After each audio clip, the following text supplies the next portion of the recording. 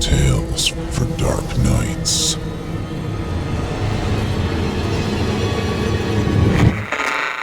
Want to make sure you never miss a Chilling Tales for Dark Nights video again?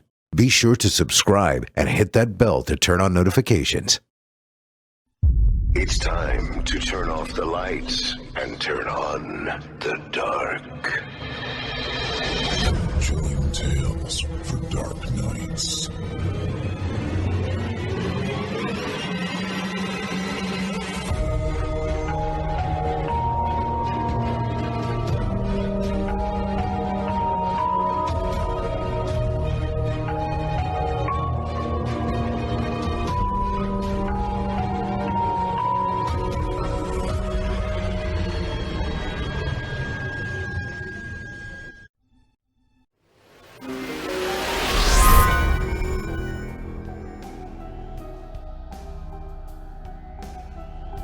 This episode of Chilling Tales for Dark Nights is brought to you by Exhibit C.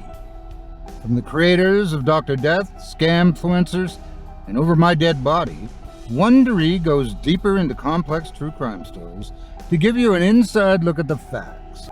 And now Wondery is launching the ultimate true crime fan destination, Exhibit C. Join now by following Wondery Exhibit C on Facebook. You'll find us on the web at WonderyExhibitC.com and listen to true crime podcasts on Wondery and Amazon Music. Exhibit C. It's truly criminal.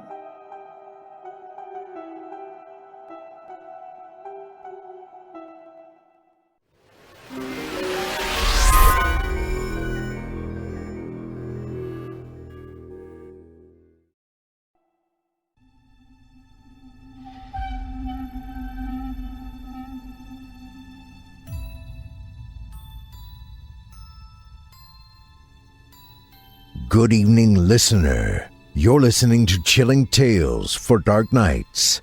On tonight's edition, we invite you to leave behind your safe reality and descend with us into the frightening depths of the most terrifying imaginations with two audio adaptations of frightening fiction about town traditions and transformational tidings.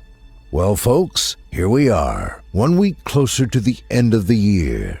I wonder what horrors await us. I'm your host, Steve Taylor, and tonight I'll be your guide as we traverse the dimly lit corridors of your darkest dreams. Joining us tonight to help bring to life the frightening fiction of Michael Paige and that Scarecrow guy, our voice talents Nick Goroff, Danielle Hewitt, and Kyle Stroud. Now, get your ticket ready, take your seat in our theater of the minds, and brace yourself. It's time to turn off the lights and turn on the dark.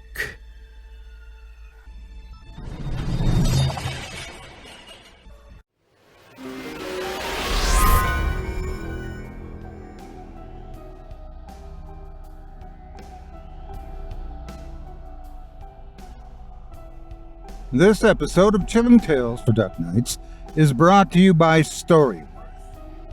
If you're spending time with loved ones for the holidays, chances are you're going to hear a lot of stories. The ones you love to hear, and the ones you've heard too many times. But have you ever wanted to help your loved ones document those timeless stories? It can be challenging to write an entire book of life memories, but Storyworth makes it fun and easy. This is how anyone can write a book about their life. Every week, Storyworth will email your loved one a single life-related question to answer that you pick from their collection. And after 1 year, Storyworth compiles your loved one's stories, memories, and even any photos into an exquisite hardcover book, creating a valued keepsake. Help your family share their story this holiday season with Storyworth. Go to storyworth.com/ctdn today and save $10 on your first purchase. That's STORY worth.com/ctdn. Save $10 on your first purchase. storyworth.com/ctdn.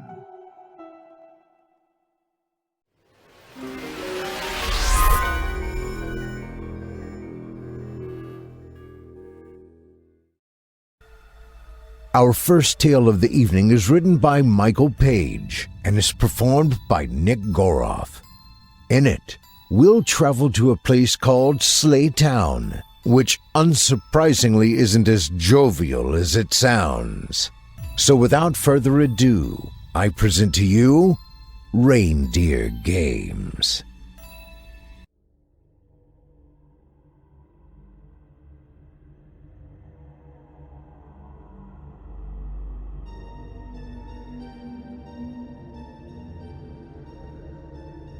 Something is wrong with Slaytown. Roni knew that much about it.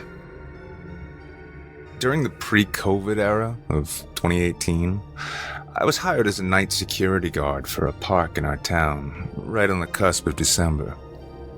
Since its grand opening in the 70s, the Acres were established as a Christmas theme park, scaled for locals and out-of-towners. Once nothing but a spread of wilderness along the Adirondack Mountains, now a scenic village where it was always holly and jolly. A place called Slaytown. From beyond the frosty gates, old iron lampposts guide you along a narrow path until you've reached a picture-perfect view of the 19th century. Crossroads glazed with cobblestone, shops with busy dormer windows, icicles hanging from powder-bleached roofs, smoke curling out of the chimneys. Cheery music pipes through the park's speakers, accompanied by a few carolers with warm mittens and blood-flushed faces. A horse, black as soot, clamps down Candy Cane Lane with a carriage of parents and happy, laughing children. Hot cocoa and ginger snaps linger in the air. And every night, as I pulled into the lot, the park had already fallen back to a brisk winter stillness. Despite the attempts to condition myself with day naps and blackout curtains, I always arrived feeling unrested. A plaque welcomed me at the gate, adding frozen peppermint letters, "Mix and mingle, jingle and crinkle." Hands buried in my jacket, I entered the gate and crunched up the rimy cobbles. I took a stroll past all the closed shops, only stopping to pick up a crinkled bag of candy left either by a child or an apathetic adult. I am watched by a set of fiberglass reindeer and lonely-eyed elves from the souvenir shop.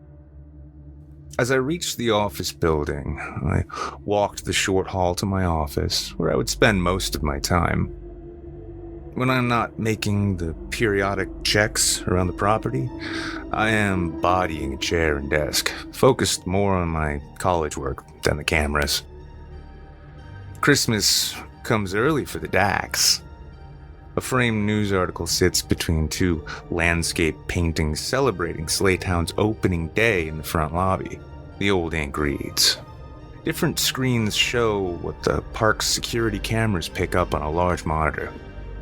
The pale streak of the parking lot, the lifeless booths and eateries, and of course, the many sculptures of Whimsy Way. That was the focal point for Slaytown, a trail that cut through the overlapping pines and curved back to the park in a horseshoe pattern. Large and small sculptures practically danced out of the thickets in a Yuletide merge of wonderment and nature along the mile-long footpath. Ice carvings dazzled with LED lighting, gingerbread cottages the size of sheds, poly-resin elves clasping hands together, and, naturally, who could possibly forget the reindeer? Nearly life-sized, the bucks emerge from the growth in cast-iron bodies and recycled scrap, hand-sculpted from a Brazilian artist. Due to the widening spread of homeless encampments around the vicinity and far too many incidents of drifters sleeping in the decorative cottages, the park hired out a security firm to keep them out, especially during the colder seasons. On the desk of my little office, I kept a note from Roni, the previous security guard. A sort of study guide he'd left me before his send-off. Admittedly, my impression of him wasn't the best when we first met. He was pale-faced, with a curly, gray-flecked chin, had eyes with as much life as an ashtray, and his gums, in a manner of speaking, were on the scurvy side. Despite the off-putting start, he ended up being a pretty nice guy, all sunny and full of talk all the time. Boy, did he like to talk.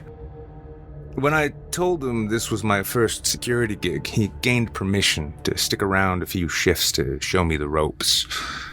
It was likely to make sure his replacement was up to snuff, but I felt that he also thrived on some new company. His list comprised the checkpoint system he'd made for night patrols around the park, most notably all the problem areas outside camera surveillance. As we walked and talked those few times, I'd sometimes catch the second-hand whiff of oily breath and body odor. Personal hygiene did not make it onto Roni's list. At 2 a.m., it was time for patrol. I grabbed my thermos and walked the usual route around the park, factoring in a piss when I reached Whimsy Way. Always hit there for some reason. Santa's out. The sign outside the workshop read while an anorexically thin Santa stood next to it, carved out of 6-foot mahogany. Its eyes were too faded to see, and its once rosy cheeks were stuffed with black dots closer to tooth black. And on the face of it, Slaytown was like every other Christmas-oriented park where your parents brought you to gaze at warm lights, make snow angels, meet Kris Kringle himself. But as you linger just a little bit longer in this place, you begin to notice all the irregularities it has, the pint-sized creases in its image. The way particular lights always stuttered in and out, but seldom ever got fixed. The ever-thickening rust forming on the play area equipment every season. The squeals of the carriage grow worse as the tortured screws struggle to keep the wheels in place. According to Roni, it was no secret that the park was experiencing non-stop financial troubles. In fact, since gaining traction from the late 70s to the early 90s, Slaytown had gone from a subtle decline to a slow and steady bleed out in the 21st century. Although the families came back every year to purchase souvenir mugs and take-home trinkets, sustaining a park in a remote part of the state was becoming less feasible. Even as it attempted to remain open as a year-round resort for mountain bikers and horse riders, ends were still not being met. Inaccessibility from further out city areas had limited the park's reach for newcomers, because bills were expensive and Santa's stockings were thinning. But despite the location factor, the biggest hurdle in its path were the incidents that kept occurring. On November 19th, 1997, a scream erupted from the line of guests waiting for their picture with Santa Claus. The disturbance had come from Norma Redding, a woman in her 70s, just a few spots away from it being her granddaughter's turn. Out of the blue, she'd thrown her body back in terror, jostling the family behind her and letting out an ear-splitting shriek, the color draining from her face.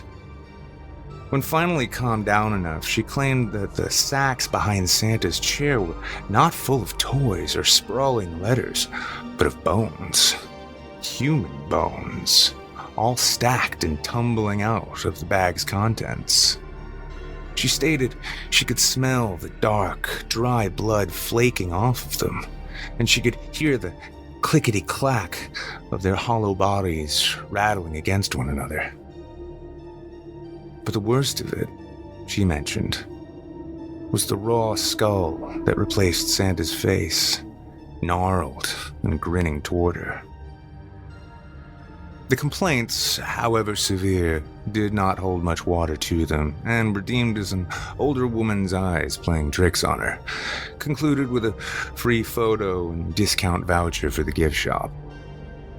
Then, in 2005, December 15th, another disturbance happened, this time earning Slaytown a new spot in the paper. Child suffers seizure in Santa's workshop. Max Barrett, one of the many children who visited the park that day, was in a section of the workshop where kids could occupy a seat and write a letter to Santa, hand-delivering it to him as they had their photos snapped. As he sat at the desk and put the finishing touches on his letter, he would later tell the EMT that he felt something strange, like a cold, rasping breath running down his neck. Then, as he looked up and toward the front room, he saw his name on the wall. "Hi, Max," scrawled in wet, bleeding letters. His parents rushed to his aid, and when the episode had passed, he was checked over and cleared by a paramedic. Another unexplained occurrence, and although a potential lawsuit had nothing to sink its teeth into, the damage to the image of the park was done. It makes you wonder how many others had seen something in this place, a slight terror in their peripheral they chose not to double take or speak up. Something that made them not come back again. Which brings me to the most particular note from Roni's list. Always count the reindeer. "What's the deal with this one?" I asked him, as dawn arrived to conclude our final time together. "Something you should do every shift, just in case," he answered, pausing a moment to pull on his coat. "In case of what?" His response was short as he beamed those ulcered gums. "Reindeer games." On the way back to the parking lot, I asked what he meant by that, and surprisingly, the man so full of talk had little else to share. A wrought iron gate presented the entrance to Whimsy Way, standing 8 feet tall and glassed over with ice. A lonely sprig of mistletoe hung from its span. Beyond it, the fleecy white trail narrowed and vanished into the dark bulk of woods where imagination was waiting. After a quick piss, I trudged on, whistling out in foggy puffs. Once taut in the spring, the trees now sagged drunkenly downward by the snow gripping their branches. From out of the covered pines, the first work of art emerged with a series of white snowmen heads stacked over each other in a totem-like fashion, all graced with glassy eyes and black pebble smiles. Slightly further down, there was a row of Christmas trees shaped out of corrugated metal and sprayed with a dark green finish.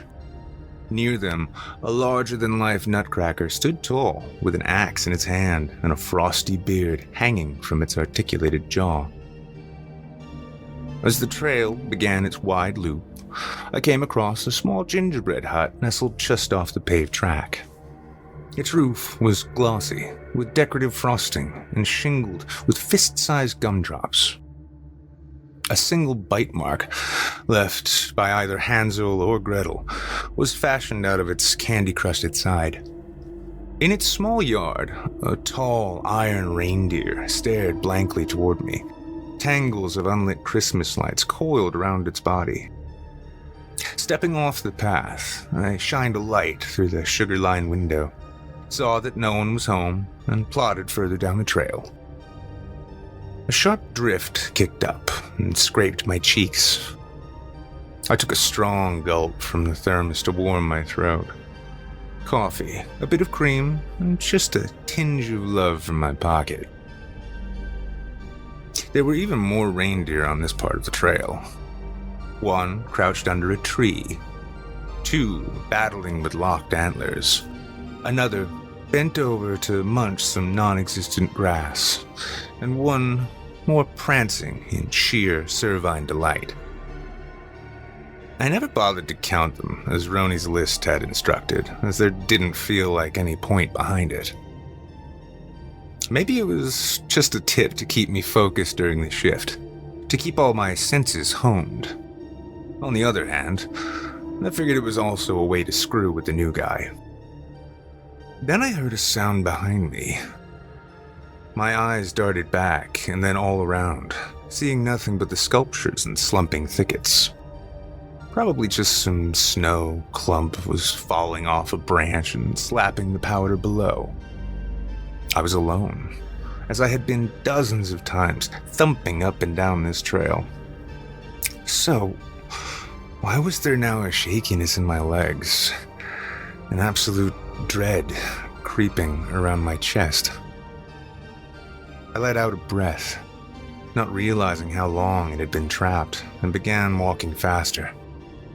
The sound came again, this time with more definition. Something like a whine. I stopped and looked back again, waving my flashlight around. Still nothing, but that wasn't true. Something was different. Off-kilter.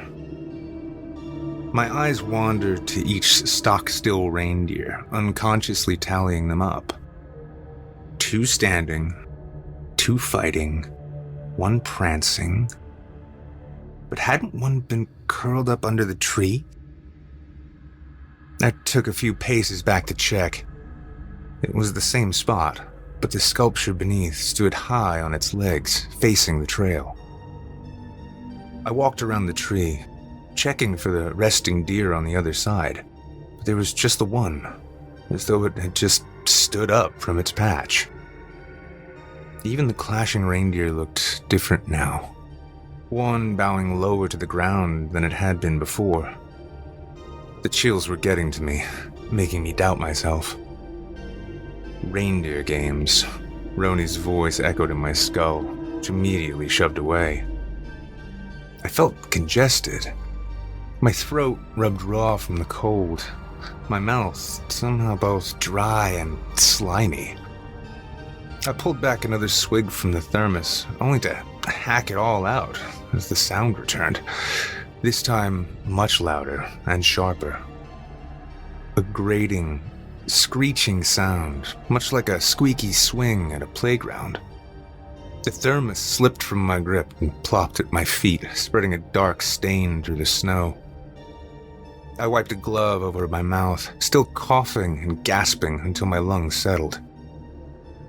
Then, as I ventured another look around, I just as quickly wished I hadn't, because there was nothing to doubt what I was seeing out there, all alone amidst the trees.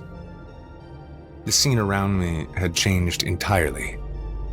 The happy reindeer was no longer prancing, but holding its head low and toward me, like it meant to charge, one hoof raised and looking ready to slam back down, while one of the 2 fighting reindeer still held its original posture. The other had adopted a sort of strut closer to the path. Even the one behind them was no longer in its make-believe forage, but drawing its head high for a loud, wailing bugle. And to bring the madness to its peak, a new one had joined the fray. The reindeer I passed earlier, the one dazzled with Christmas lights, was now on the path just a few short hops away from me, a single red bulb stuttering in and out over its face. I strained my eyes shut and forced them back open. The sculptures were all still there, occupying their new spaces. An urge to run fired off in my legs, but instead came out as a steady walk backward, my eyes tracing everything and everywhere. It came again, the screech of disgruntled metal right up my left side. It was so loud, so close. I thought my life had just ended. One of the creature's metal faces peered out from a nearby tree. Once resting under the tree, the reindeer had advanced all the way up the side of the path to here. I'd taken my eyes off it for not even a second before it pulled closer. Was this an attempt to flank me? To block my escape? That's what it was. A game of red light, green light. Simple rules. Unknown stakes. The sound flared again, making my heart jolt painfully. Had I missed one? My eyes shot around, running a quick, unthinking check. Then, when I shined my light back to the deer peeping out from the tree, I saw its eyes. Not the smooth hemispheres of iron-rich inlay, but wet, reflecting lenses. Round and blued by winter. It was not just the placement of the reindeer that changed. That would be too merciful. The reindeer on the path, with its blinking red face, was now hunched wickedly forward. Its mouth peeled back into a terrible sneer of teeth, sharper than any caribou should have. The others had changed too, drawing closer in frozen approach. Their bodies were no longer silvery gray, but scarred with yellow-brown rust. Cirrus clouds air out of their nostrils. Black, salivating tongues dangling out of their far too open mouths. The world was getting smaller, condensing all around me at a slow but sure pace, like a dark force closing in on all sides, inching ever closer and demanding its existence, feasting on the thing I once considered reality. At that moment, for whatever reason in the world, I recalled something Roni had asked me during patrol, walking this same route. What do you think this place was back then?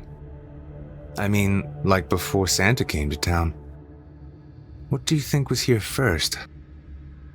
I didn't have an answer for him, and as he asked this, I recall seeing his eyes scan over the tree line, perhaps not just admiring the art.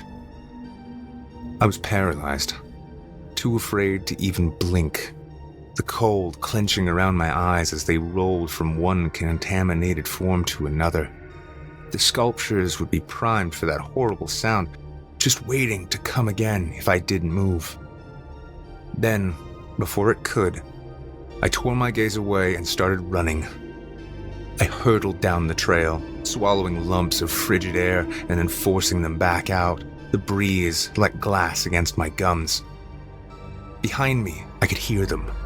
Thuds raking the snow. Heavy, hurried gallops. Shrieks of metallic joints were never meant for movement. I felt the impulse to look back, actually to see them coming for me, but instead kept my teary eyes forward. Just ahead, I could see the trail completing its loop back to the park, ending the Whimsy Way trek. I pushed towards it, bypassing a glittery mesh of gift boxes stacked up to the heavens in a holly-jolly pyramid. A gray cat sculpture was peeking out from beneath one of the bows, its slit eyes following me as I passed by. My foot found an icy patch. I shambled forward, kicking up grit and bullets of snow, fortunately recovering without a nosedive. The screeches were closer than ever, deafening to a wild chatter between my ears. At any moment, I would feel the instant force of antlers ripping through my sternum or the agony of serrated teeth finally sampling my hip. When the wrought iron arch finally became visible, I broke for it with the last stockpile of strength I had left. My legs did as they were told, pounding through the exhaustion in a mad hope for survival. I was never a runner in life, but at that moment, I swear, I could have sprinted with the best of them. The earth shook beneath me as the shrieks of tormented metal mounted up to an utter thrill of feral, murderous pressure. Then, as I flailed desperately through the gate, the world went completely quiet. My lungs were burning. My heart was pounding in strenuous disagreement. I fell to my knees, holding back the urge to vomit while also peering back down the way. Nothing was coming. No hordes of hellish iron reindeer, or anything else tearing through the brush. But there was something I did see out there. Although the pursuit had stopped, the dark presence that chased me all this way had remained, currently standing on the trail. A tall, shadowy figure, rippling like smoke out of a chimney. It was watching me, a dark blotch over cursed snow. Its blackness was so thick, it could only leave the suggestion of a greatly shaggy head. Shaky breaths puffed out of me. I squinted my eyes, trying to piece together the twitching, murky thing. From within the roiling darkness, I could barely make out the faint glows of white, writhing dully in the place eyes should have been. My gasp of breath brought me out of it, and when I blinked again, the thing was gone, leaving me there to shiver and stare. I no longer work as a security guard for Slaytown, and justly. I never plan to be anywhere near it again. Who knows if the future holds a love of my life and maybe 1 or 2 kids. But if it does, it means old Dad will never bring them to see the stunning sculptures or ride the happy carriage. At least, not in that place. Never in that place. All the while, I'm sure the park will continue its copious bleeding until one day it goes terminal and a struggling owner ceases to keep their dream alive. Maybe to be sold off and renovated by new management, or maybe left behind as the permafrost sets in. Whatever happens to it, I am sure what I saw will still be there, festering like the mold beneath the workshop, endlessly waning that cold Christmas silence.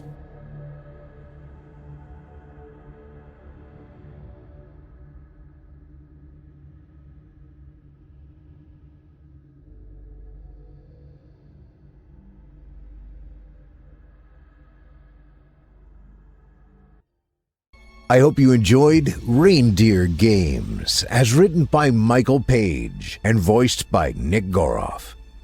Michael Paige is a short story author and aspiring novelist. He tends to delight in horror and thriller tales. Not all the pieces he writes will have their happy endings, but he assures you there will be no lack of trying.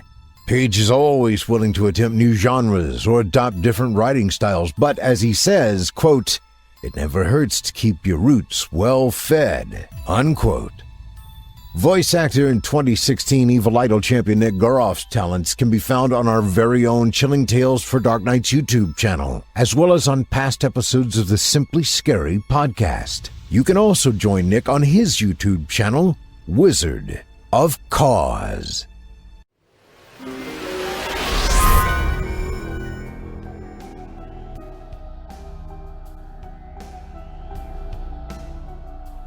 This episode of Chilling Tales for Dark Nights is brought to you by BetterHelp.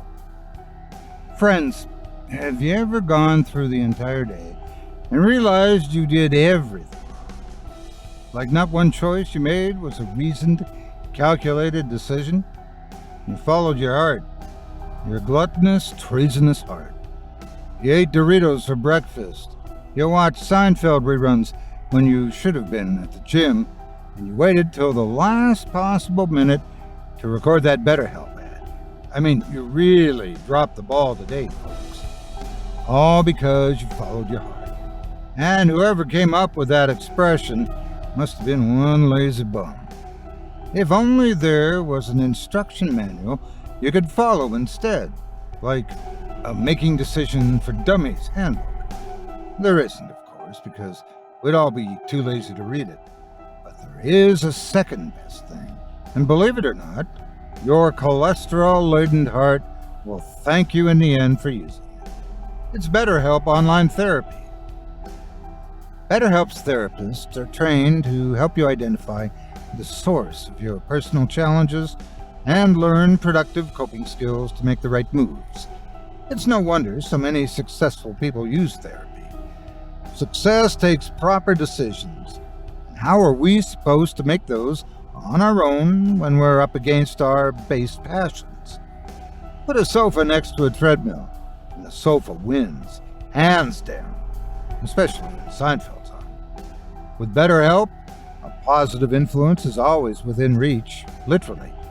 You can pull out your phone and text your therapist anytime and receive prompt, thoughtful responses. Every week you can set up video chats or phone calls. It's all done remotely, so you'll never need to visit an office. Whatever your underlying issues are, be they stress, anxiety, depression, or even unique difficulties, there's a licensed therapist at BetterHelp waiting to be matched with you. And it's so easy. Sign up, fill out a questionnaire, and you're well on your way to living a more successful life. You get the time-proven treatment of professional therapy, but with a modern-day delivery system that fits every lifestyle. Budget?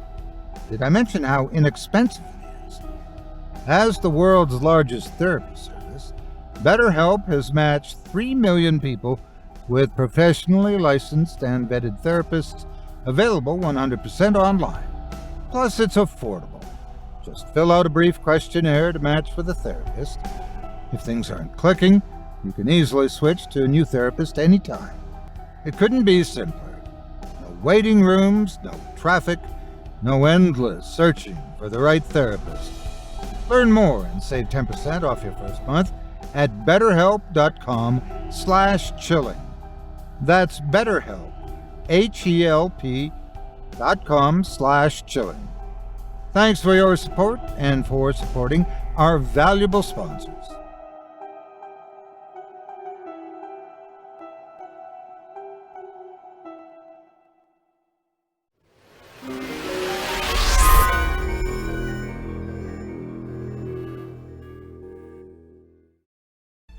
Our second tale of the evening comes to us from author That Scarecrow Guy and is performed by Kyle Stroud and Danielle Hewitt.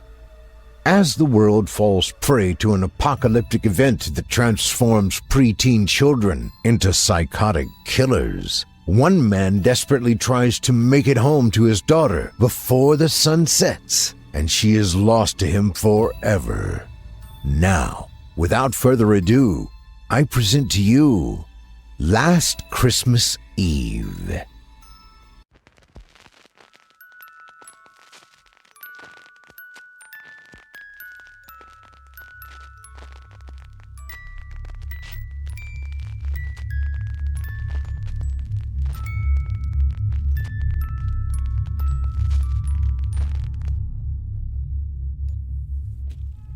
The clock on the dashboard of Ethan's sports car read 3:51 p.m.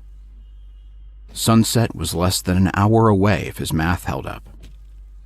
He knew he could have easily made it home before dark on any other day. Given this year's extraordinary level of inner-city holiday traffic, however, he was not sure how long the journey would take. The 5-day-long out-of-state work conference, followed by what had so far been nearly 3 hours of driving through a blinding snowfall, had left Ethan feeling exhausted. At that moment, however, he felt no need for rest. His heart rate was up, and there was a flutter of nervous excitement in his gut.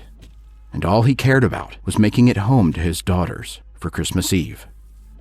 Ethan's ears rang with the constant blare of car horns and hoarse shouts of trapped motorists. The city, which in any other year would have been bedazzled by elaborate displays of Christmas lights, had taken on a bleak and gloomy appearance. The death of his wife, earlier that summer, and the lack of holiday displays had left Ethan with an unshakable feeling of despair, as if the entire world was slipping into darkness. At that point, all that mattered to Ethan was making it home before the sun set. He had spent so many nights attempting to bury his grief in his work, leaving his daughters to handle the loss of their mother on their own. There was nothing he could do now to get back that lost time, but he sure as hell was not going to let them be alone that Christmas Eve. He decided to try to make another effort to call his eldest daughter, Madison. He had spoken to her shortly after he had crossed the state line, but he had tried twice since then, and his calls had gone straight to voicemail. His fingers shook as he selected her from his list of contacts, and he was relieved when the line started ringing. The windshield wipers droned on steadily, dutifully clearing away the barrage of falling snowflakes as he listened to the sound of his daughter's phone ringing. The fifth ring was interrupted by the sound of a 13-year-old girl's voice. Dad? Madison? Are you all right? Yes, we're fine. We heard some commotion a couple hours ago. It sounded like the neighbors down the hall were fighting. But everything's been quiet since then. And Hannah? I think she's good. It seemed to Ethan that he picked up on a slight hesitation. She's not said much. I tried to get her to watch a movie with me, but she lost interest. I think she's just scared. I cleaned out the bathroom. I took out your razor and everything I could imagine being used as a weapon.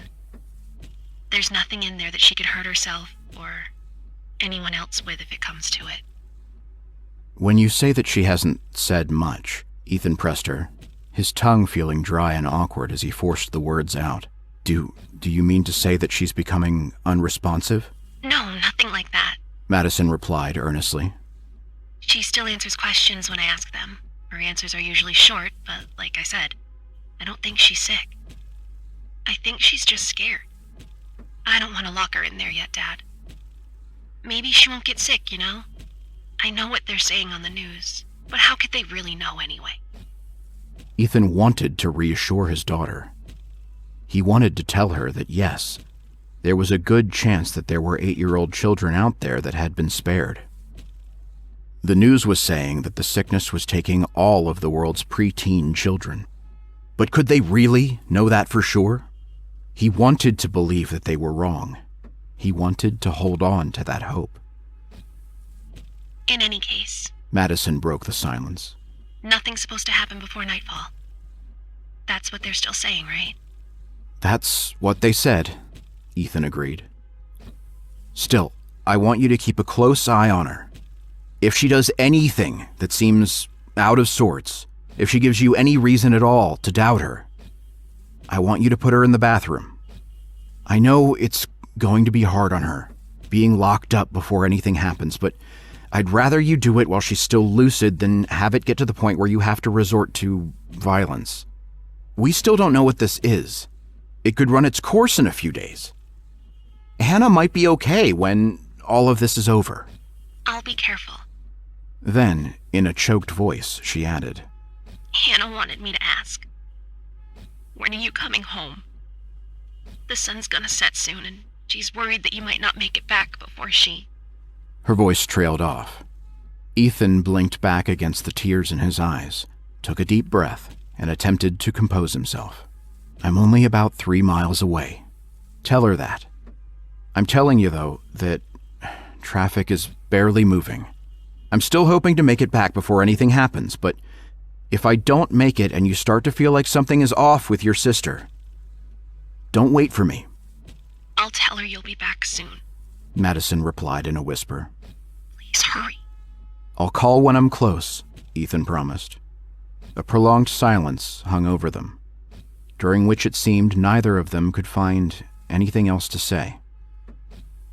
The silence was broken by a dull beeping sound, indicating that Madison had hung up her phone. Ethan let out a deep, trembling exhalation and gripped the steering wheel tightly. The clouds in the distance were shimmering with the reflected orange glow of burning buildings. A string of looters ran across traffic a few cars ahead of him, but the sporadically placed first responders and members of the National Guard no longer seemed to care. Their sole purpose had become making preparations for what was coming when the sickness began to take hold of the city's children. The first reports of the virus, if it really was a virus, had come out of England. Cryptic, contradictory reports of missing children, mass hysteria, and riots.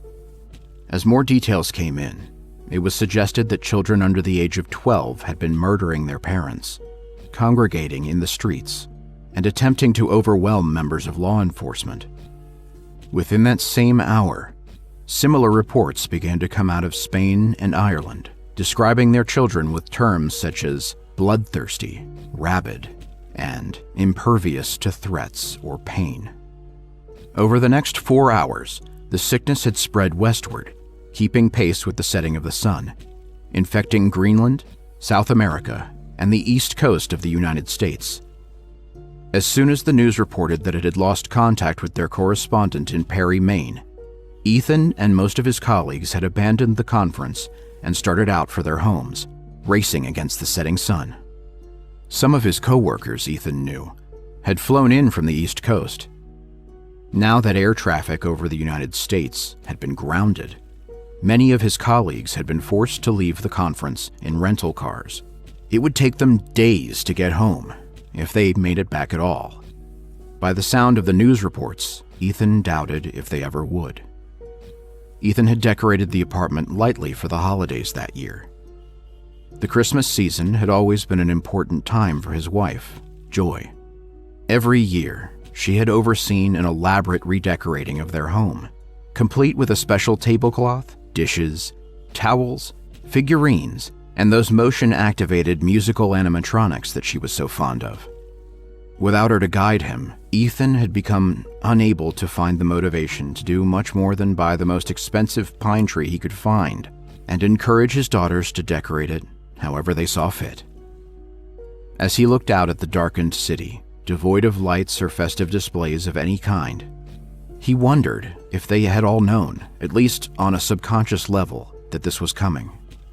It was as if the whole world had known that Christmas this year was going to be a time of sorrow, and it had adorned itself accordingly. At home, there were gifts waiting under the tree, gifts that might never be opened. He had bought a microphone and speaker set for Hannah. She had used to sing all the time before her mother died, and Ethan was desperately hoping that this gift would revive that carefree part of her. He had also bought her a pop-up tent to replace those blanket forts that she loved to play under, but which kept falling down on her head whenever a corner came untucked. There was also a small leather purse, because she had said she wanted a proper, grown-up purse, like Mommy used to have. Ethan let out a sob and leaned back against the headrest.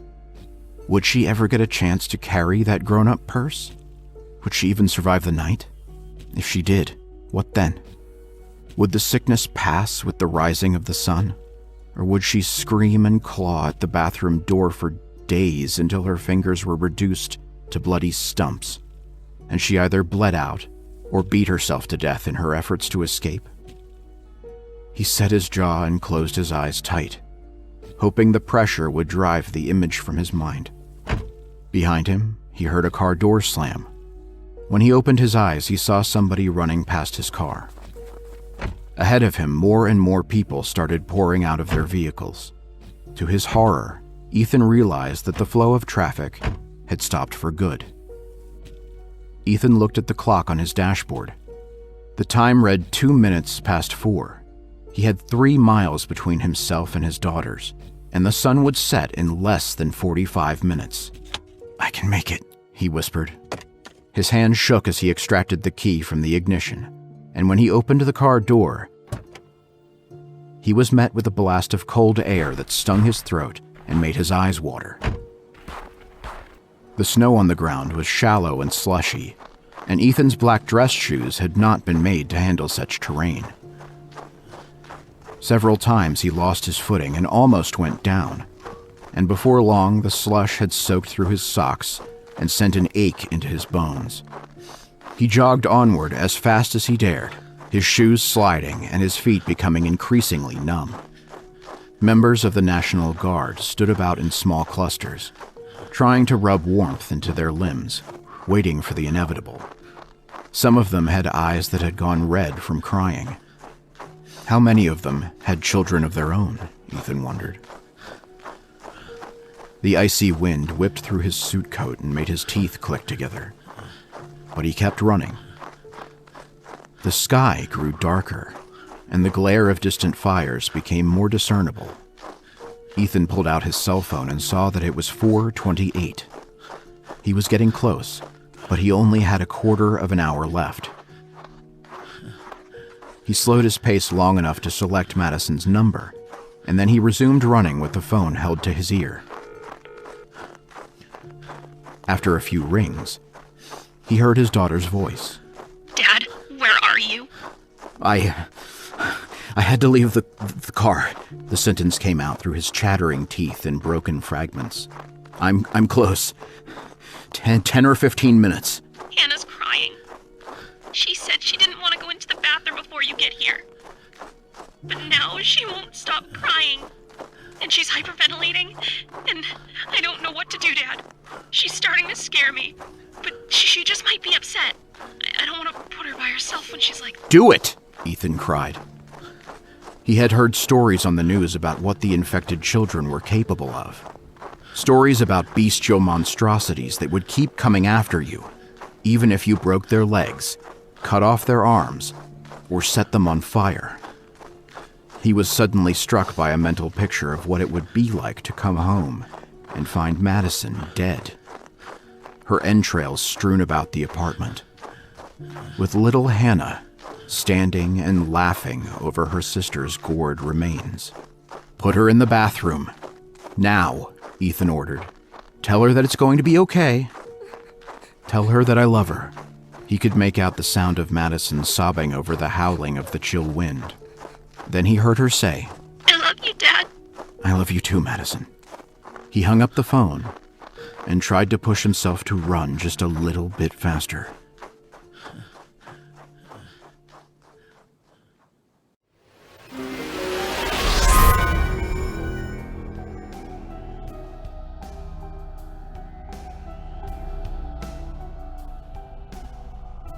This episode of Chilling Tales for Dark Nights is brought to you by Exhibit C. From shocking crimes to devious scams, manipulative cults, and some of the coldest cases, Wondery's Exhibit C gives you an inside look at the facts of these true crimes. Join our online community to hear from top criminal and social justice experts, witnesses, and investigators as they take us beyond the evidence and into the case files. Exhibit C is a community featuring Wondery's famous true crime shows where you can dive deep into your favorite cases. You'll be enjoying the quintessential lineup of podcasts, interacting with fellow crime buffs, and enjoying special member-only content. How to become a member of this exclusive and shadowy group, you ask? No blood oath required. Search for Exhibit C's Facebook group or check out their website at WonderyExhibitC.com and enter your email into the field to receive exclusive member benefits, special events, updates, and new show alerts. Speaking of shows, Exhibit C is your one-stop shop for the finest collection of true crime podcasts on the market. You'll find titles like Dr. Death, Over My Dead Body, This Is Actually Happening, Generation Y, and many more. Binge-worthy productions with all the curiosity and excitement you crave. There's a whole library of them waiting for you. True crime is an esoteric pleasure, isn't it? That's why they've got a community for those in the know, those who like to dive deep into the darkest underbellies, to pick apart the most complex cases, examine the facts from all angles, to scrutinize the most devious criminals with a detective's lens. No, you're not the only one, listener. There are plenty of us. That's why we have a new place to gather. And yes, membership has its benefits. So join now by following Wondery Exhibit C on Facebook, or find us on the web at WonderyExhibitC.com and listen to true crime podcasts on Wondery and Amazon Music. Exhibit C. It's truly criminal. Thank you for your support and for supporting our valuable sponsors.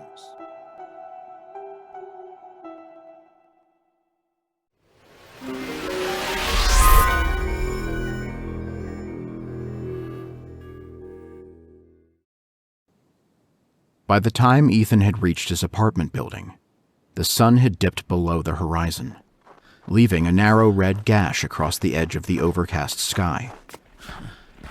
The snow slush was beginning to harden into a frozen crust, and the flakes were becoming larger and falling more slowly. Ethan climbed the steps to the 3rd floor, leaning heavily upon the railing to take the weight off his faltering legs. He staggered down the hall, inserted his key into the lock, and threw the door open. Madison was sitting in the recliner on the left side of the apartment, facing the gauntly decorated Christmas tree. Her arms were hanging listlessly beside her. Her head was bowed, and strands of disheveled hair were hanging across her tear-streaked face. On the right side of the room, strings of Christmas lights ran tautly from out of the coat closet to the doorknob of the bathroom door, keeping it pulled shut. She's been quiet, Madison said. Her eyes seemed to have become focused on some distant point below the floor, and her voice sounded very tired. I can't tell if she's changed yet. She uttered the word changed in a detached and casual manner, as if she had forgotten what it meant. Then a sudden look of horror crossed her face, as if the full weight of the situation had suddenly come crashing down upon her, and she let out a wail and brought a hand to her face. It's really going to happen, she sobbed. We're about to lose Hannah. Ethan staggered forward, his arms reaching out toward Madison. She rose from the chair and moved toward him unsteadily, wiping at her eyes with one hand. Ethan had almost reached her when Madison's other arm came up.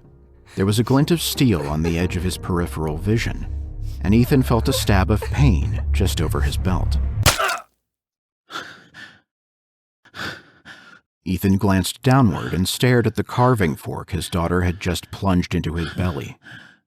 The pain set in slowly, partially obliterated by his shock over what had just happened, even as gastric acid began to leak out of his punctured stomach and leach out into the wound. Madison smiled at him, her eyes betraying a joy that Ethan had not seen since before his wife had died, and she withdrew the fork and brought her arm upward. The prongs sunk into the flesh between Ethan's jawbone and Adam's apple. He took a frantic step backward, dislodging the weapon from his throat while fighting to keep his balance. He felt hot, salty blood welling up in his mouth and rushing down his throat, and expelled it with a single spattering cough. Blood splashed against Madison's face as she followed after him, but her smile never faltered. The blood continued to pour down Ethan's windpipe, but he had no breath left with which to eject it. He drew a sharp, gurgling breath, drawing the blood into his chest, and then erupted into a fit of coughing that quickly changed into an empty, breathless retching. Dizzy, in the throes of agony and overwhelmed by grief, Ethan's vision went dark, and his legs faltered. Madison's laughter rang in his ears as he fell, and no sooner had he hit the floor than she threw herself upon him, shrieking in ecstasy as she plunged the carving fork into his body, again and again. In due time, Madison dropped the carving fork beside Ethan's mangled body, went to the bathroom door, loosened the strings of Christmas lights, and swung the door open. Hannah came out, her eyes wide with anticipation. When she saw her dead father, she clapped her hands and squealed. Me next. She giggled. I want to kill the next one. There's plenty enough for all of us. Madison reminded her with a laugh. Before we go out, do you want to help me with the decorations? The two sisters had not had so much fun in many, many years. The blood that ran down from where they nailed their father's body to the wall added a much-needed splash of festive red color to the room, and the way Madison strung out his intestines across the edges of the ceiling filled Hannah with glee. The two sisters stood side by side, watching as hot orange flames burned away the foul-smelling pine tree that their father had brought into their home. Outside, red and blue lights were flashing merrily, and they could hear the sounds of people screaming mingled with the sound of intermittent gunfire.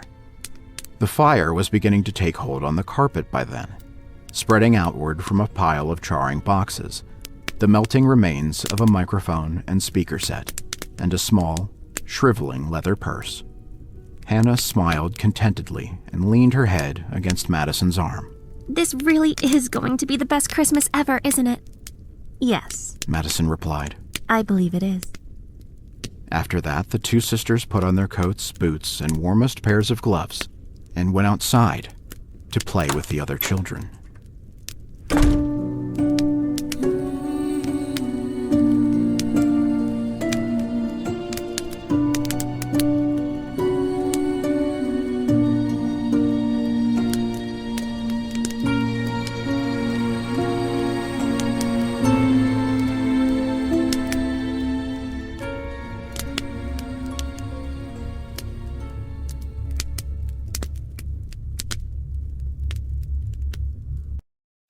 I hope you enjoyed Last Christmas Eve, as written by That Scarecrow Guy, and performed by Danielle Hewitt and Kyle Stroud. Kyle Stroud's work can be found here on our network, as well as on his website at kylestroud.com. That's KYLESTROUD.com.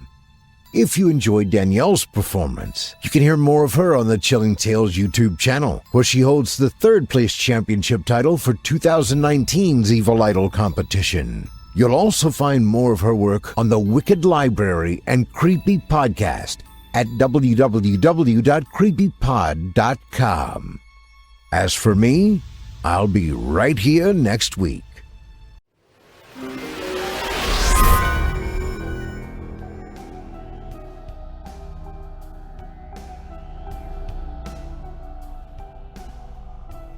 This episode of Chilling Tales for Dark Nights is brought to you by Storyworth. So, what to get your loved ones for the holidays? After so many sweaters, socks, gift certificates, etc., gift giving starts to lose its meaning. This year, why not give them something special? Something they'll think about all year and for years to come. Something with actual value that they'll pass it down for generations? It's a no-brainer. This year, I'm giving everyone I care about Storyworth. Storyworth is an online service that helps your loved ones preserve their precious memories by creating a beautiful book of their personal life stories. It's a truly meaningful gift, one that will have real impact. Here's how it works. Once a week, you'll choose a question from Storyworth's lists. Questions like, what's the bravest thing you've ever done in your life? Or what's the farthest place you've ever traveled? They'll share their stories with you for a year, and at the end of it, Storyworth will bind it all into a beautiful keepsake book. They'll have written their own biography. No small feat.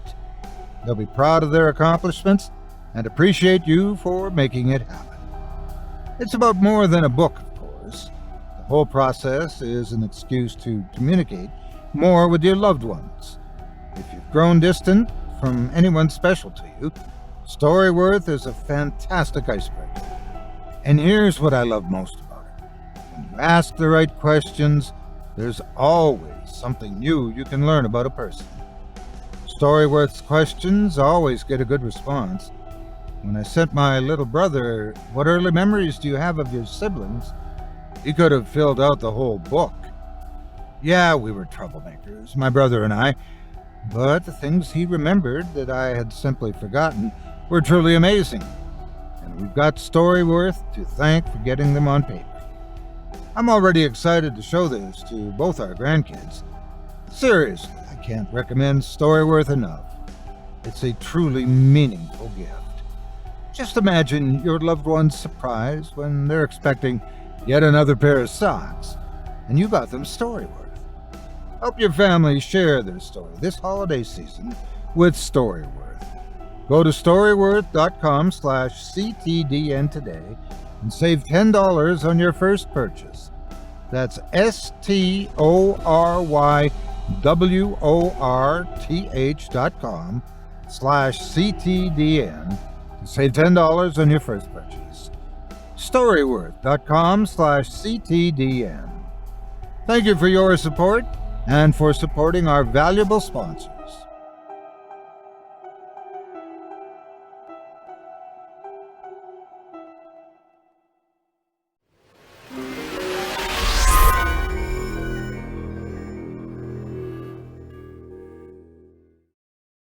Now, our weekly descent into the depths has just about come to a close.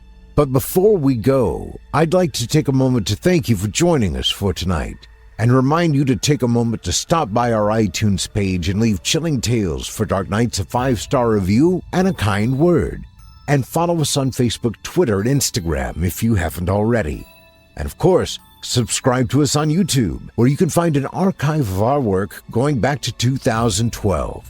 And consider signing up as a patron at our website, chillingtalesfordarknights.com, to show your support and get all of our content ad-free. I'm your host of the evening, Steve Taylor, and it's been a pleasure. Tune in again next week when we once again turn off the lights and turn on the dark. Sweet dreams, listener. Sweet dreams.